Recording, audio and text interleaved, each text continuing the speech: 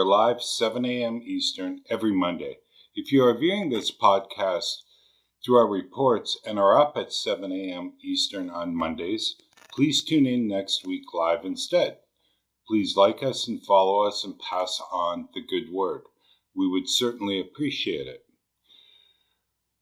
We are 980 followers on LinkedIn with the objective to get to 1,000 followers by the end of the month. We are only 20 more to go, folks. Please help us achieve our goal. Pass on our reports to anyone that you feel could be interested in receiving them and have them sign up directly with PFL. The reports are free. We send a daily market report, a weekly Railcar report, and a monthly Railcar storage report to over 15,000 industry participants. Our weekly quote this week is from Ralph Waldo Emerson.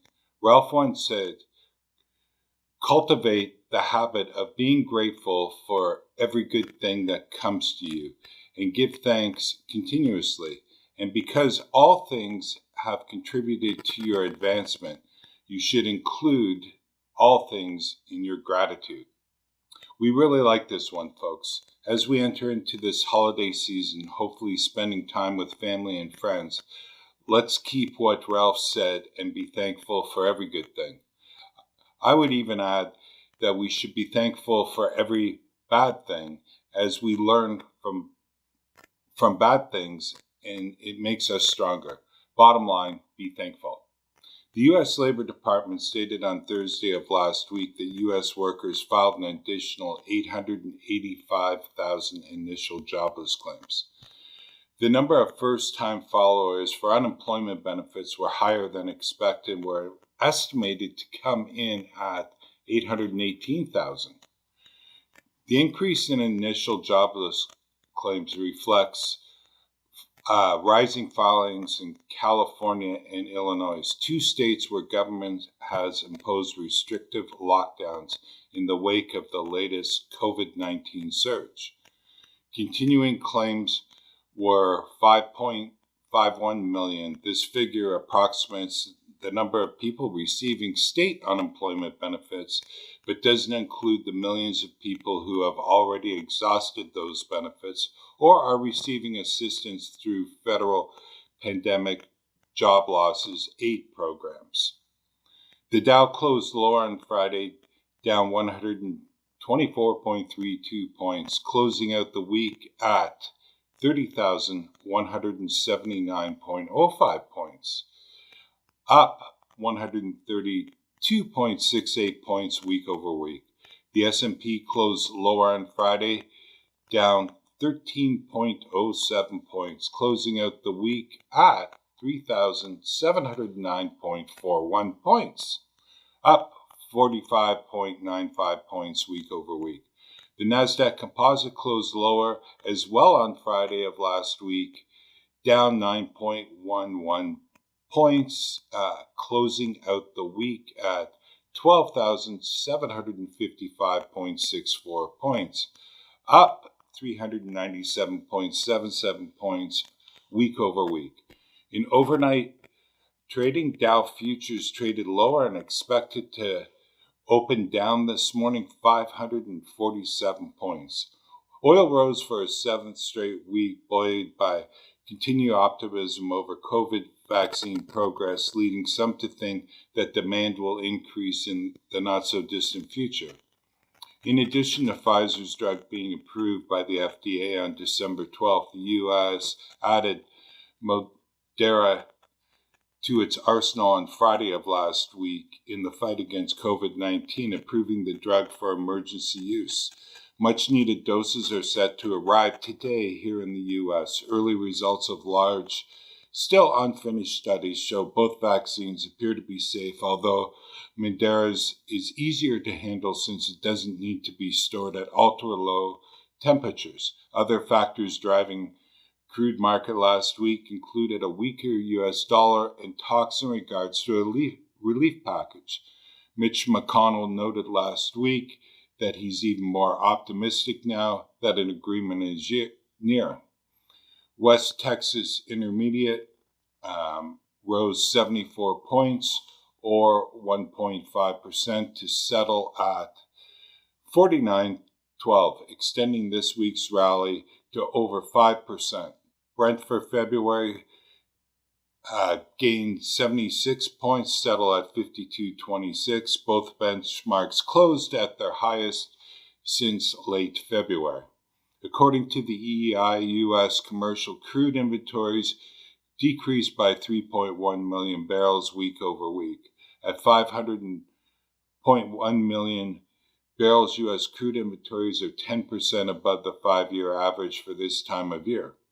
Total gasoline inventories increased by 1 million barrels last week and are 4% above the 5-year average for this time of year. Finished gasoline inventories decreased while blending component inventories increased last week. Distillate fuels inventories increased by 200,000 barrels last week and are 11% above the 5-year average for this time of year. Propylene and propane inventories decreased by 3.7 million barrels last week and are 3% above the 5-year average for this time of year. Oil is lower in overnight trading, and WTI is posed to open at 42.27, down 283 per barrel from Friday's close.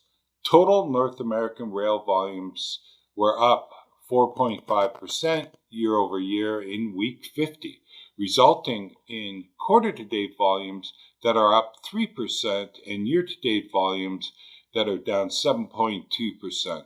6 of AAR's 11 major traffic categories posted year-over-year increases, with the largest increase coming from intermodal at plus 9% and from grain at plus 27.7%. The largest decreases came from coal at minus 10% and petroleum products at minus 18.3%. North American rig count is down by 1 rig week over week. The U.S. gained 8 rigs week over week. The U.S. currently has 346 active rigs, with oil rigs up 263 and gas rigs up 81. Miscellaneous rigs were up 1. The U.S. rig count is down 467 rigs from last year's count of 813 rigs. Canada's rig count was down by 9 rigs week over week, erasing last week's gains. Canada's overall rig count is 102 active rigs. Year over year, we are down 514 rigs collectively. A few things that we're keeping an eye on. Dakota Access Pipeline. A hearing took place this past Friday as it relates to keeping the pipeline operational while it awaits its environmental review. The Standing Rock Sioux Tribe wants the 750,000 barrel a day pipeline shut down, and if successful, will wreak havoc on the state of North Dakota and its producers. Could be a possible tailwind for crude by rail. Stay tuned to PFL as we are monitoring the situation closely, but currently have no information to report as of the writing of this report. Petroleum by rail. The 4-week rolling average of petroleum car rails by rail, North American railroads rose to 25,779 from 25,032 the prior week, their highest level since April of 2020. Canadian volumes were mixed, with CP up 13.5% and CN's volumes down 2.3%. In the U.S., the UP had the largest percentage increase of 14.7%, while the BN was down 10%. Railcar scrapping.